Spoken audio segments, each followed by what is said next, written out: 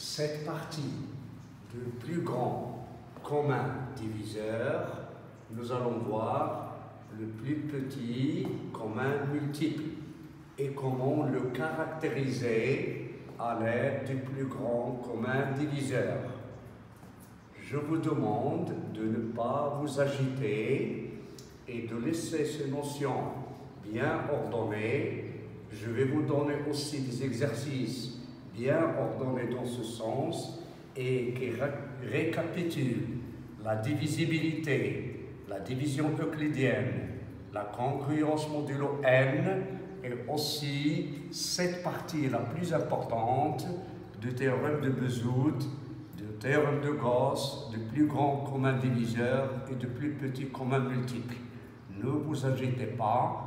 Je vais vous donner des séries d'exercices bien ordonnés, suivant les thèmes et suivant les difficultés.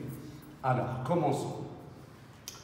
Tout d'abord, on sait que l'ensemble des multiples de A, avec A appartenant à Z, est noté à Z.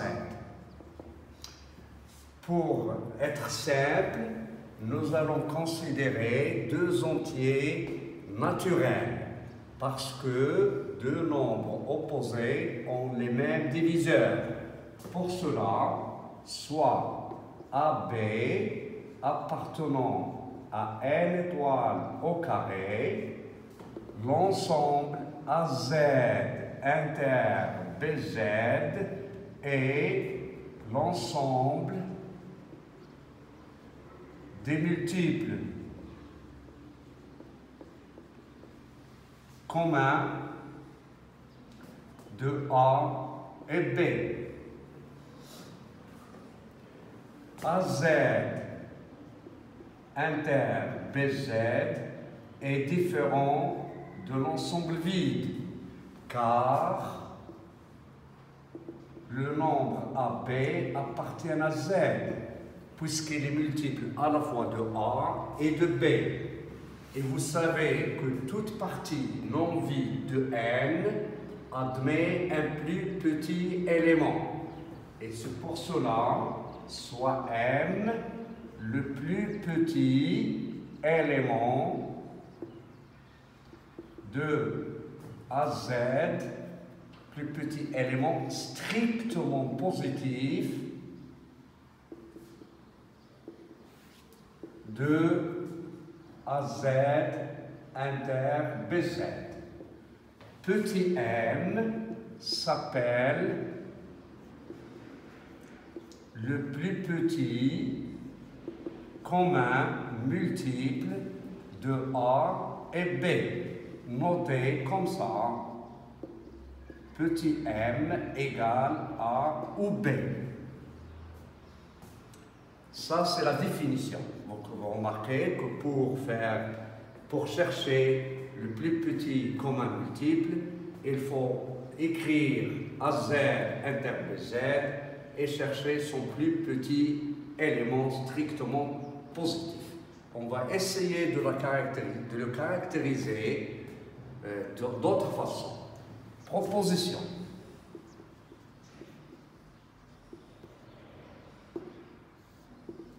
Si M est un multiple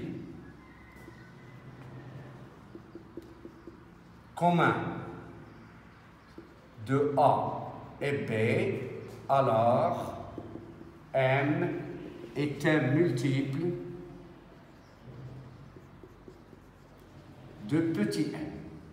Et réciproquement, tout multiple de M est un multiple, tout multiple de petit m est un multiple commun de A et B. Pour le prouver,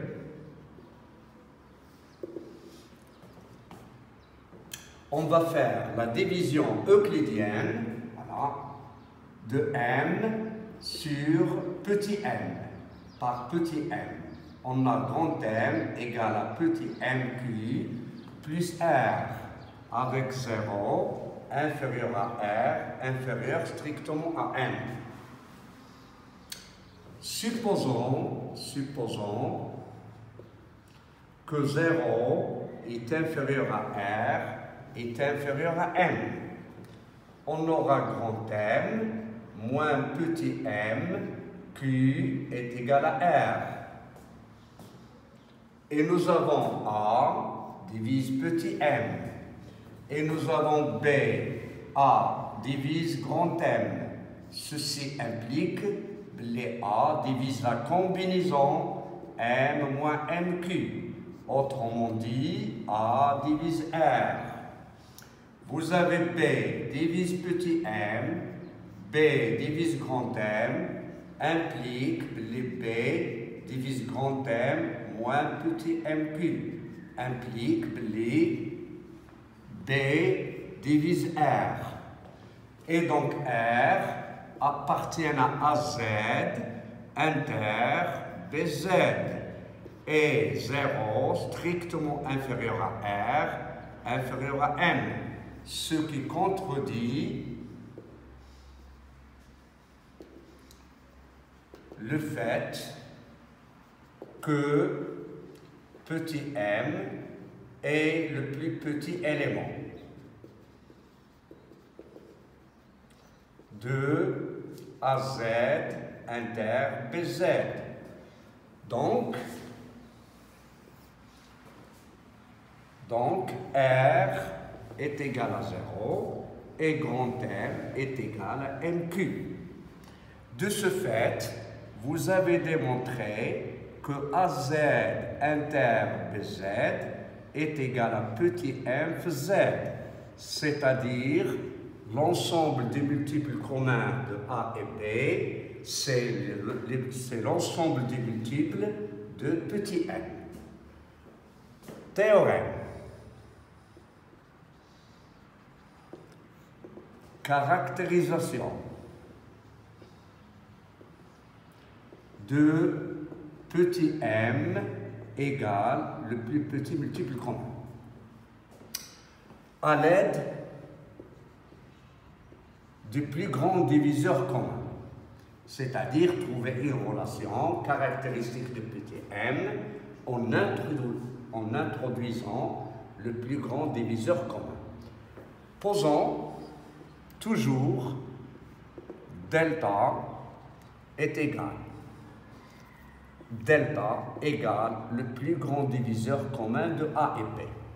Alors, on aura A égale delta A1, B égale à delta B1, avec A1 et B1 sont premiers entre eux. On aura M est égal à KA, parce que c'est multiple de A. Et M est égal à KB, à HB, pardon, avec K appartenant à N et H appartenant à N.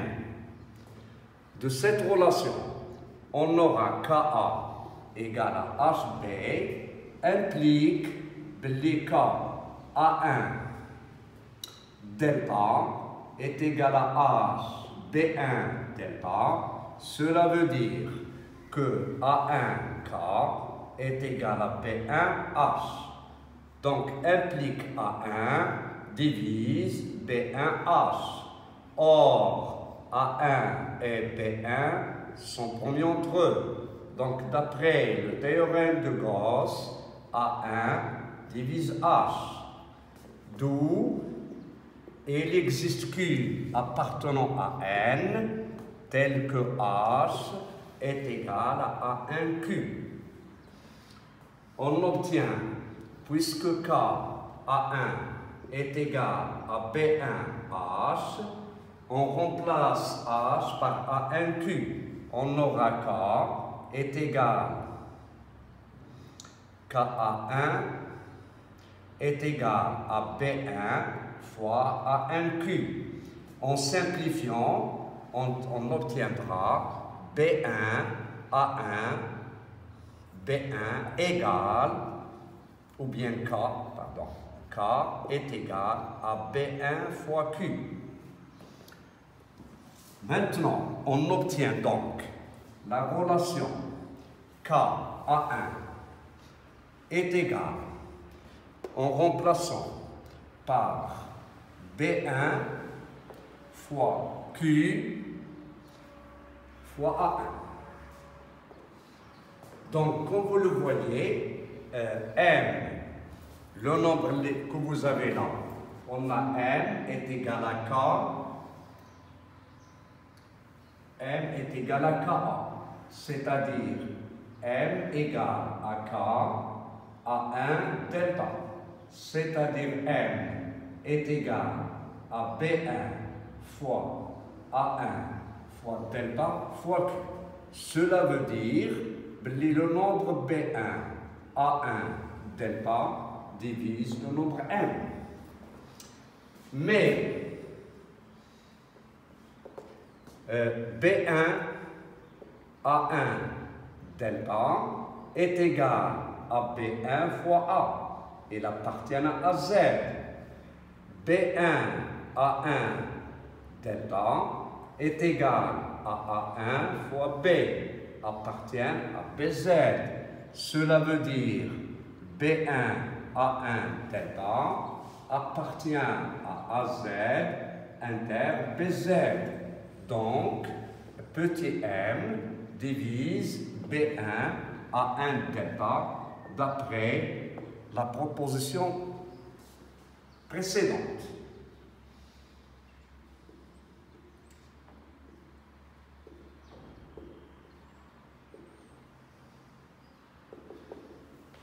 On a montré maintenant que B1 A1 delta est un multiple de A. B1 A1 delta est un multiple de B. Donc c'est un multiple commun de A et B. Et donc c'est un multiple commun de petit m. D'où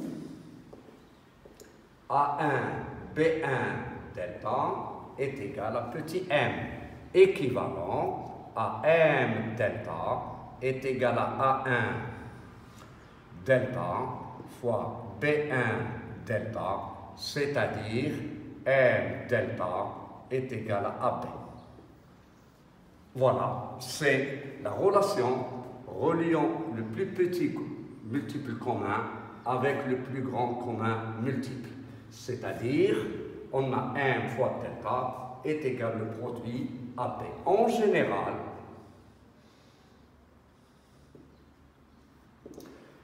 on écrit A est égal à delta A1,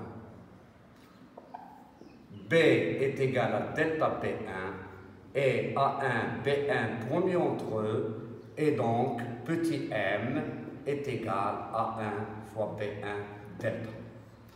Une remarque importante,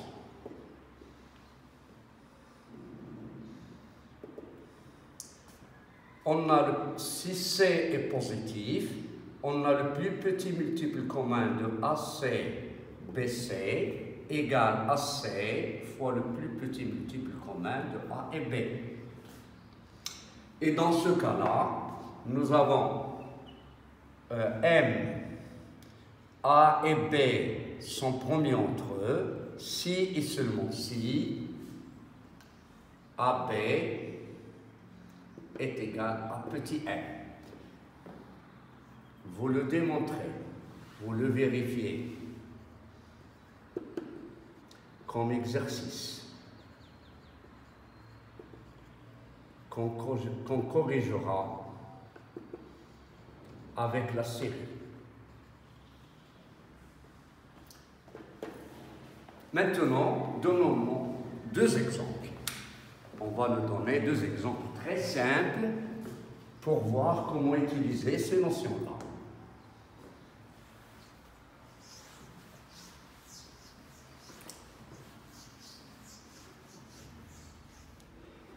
Voilà, par exemple, exemple 1. A est égal à 56, B est égal à 105. Déterminant le plus petit multiple commun de A et B. On a A est égal à 8 fois 7, B est égal à 15 fois 7. Donc le plus petit multiple, le plus grand diviseur commun, c'est de 8 fois 7 et 15 fois 7, c'est-à-dire est égal à 7 fois le plus grand diviseur commun de 8 et 15, c'est-à-dire est égal à 7 fois 1, égal à 7. Le plus petit multiple commun, A et B, ça va nous donner 8 fois 15 fois 7, c'est-à-dire ça nous donne 120 fois 7, c'est-à-dire 0, 7 fois 2 c'est 14, est égal à 840. L'exemple 2. Résoudre dans n carré le système suivant. A plus B est égal à 56 et le plus petit multiple commun de A et B égale à 105. Premier travail à faire, on pose delta est égal au plus grand commun diviseur. On aura A égale à delta A', B égale delta B', A' et B' promis entre eux. On aura M delta égale à A', B', delta au carré, équivalent à M est égal à A', B' fois delta. Donc le système S est équivalent à A' delta facteur de A' plus B' égale à 56. On a delta fois A', B' est égal à 105 avec A', B' est égal à 1. Maintenant, déterminons les valeurs possibles de delta. On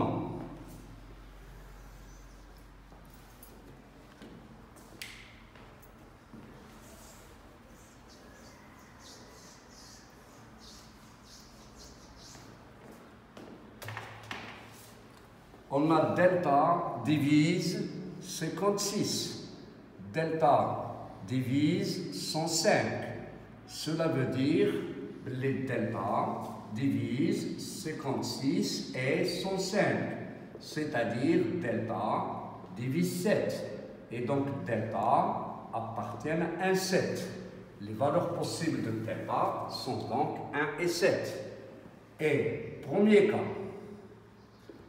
si delta est égal à 1, on aura A' plus B' est égal à 56 et on a A plus B parce que delta est égal à 1 et AB est égal à 105 avec AB est égal à 1. Ici, j'ouvrirai une parenthèse pour ceux qui ne connaissent pas cette propriété. Si A et B sont promis entre eux, alors A plus B et AB sont aussi promis entre eux. Nous pouvons le faire de deux façons, soit en manipulant les combinaisons linéaires, soit en faisant une démonstration par l'absurde. Voilà. Par combinaison linéaire, on aura A et B promis entre eux. Donc, il existe UV appartenant à Z au carré, tel que AU plus BV égale à 1. Et donc, j'aurai A plus B moins B fois U plus BV est égal à 1. C'est-à-dire A plus B U plus B fois V moins U égale à 1. Donc A plus B fois U et plus B fois V1 est égal à U. Avec V1 est égal à V moins U appartenant à Z. Donc, d'après le théorème de Bezout, A plus B et B sont promis entre eux. De la même façon, on démontre que A plus B et A sont promis entre eux.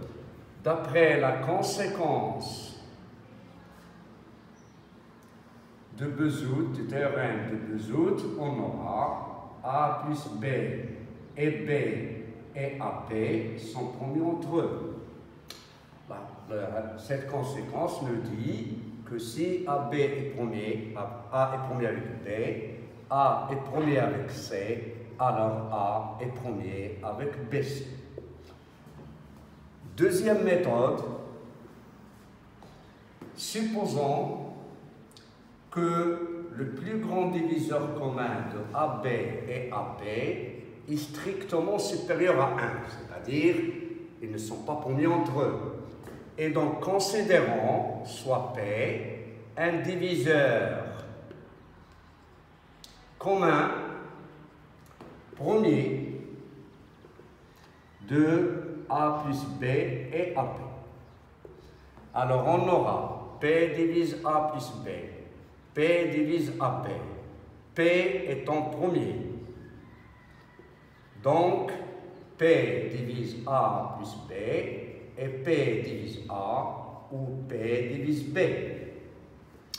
Supposons que P divise A plus B et P divise A. Ceci implique que P divise A plus B moins A. Et donc P divise A et P divise B. Donc ils divisent leur plus grand diviseur commun. P divise 1. Impossible. Car 1 n'est pas premier, ou nous pouvons dire que 1 ne possède aucun diviseur premier.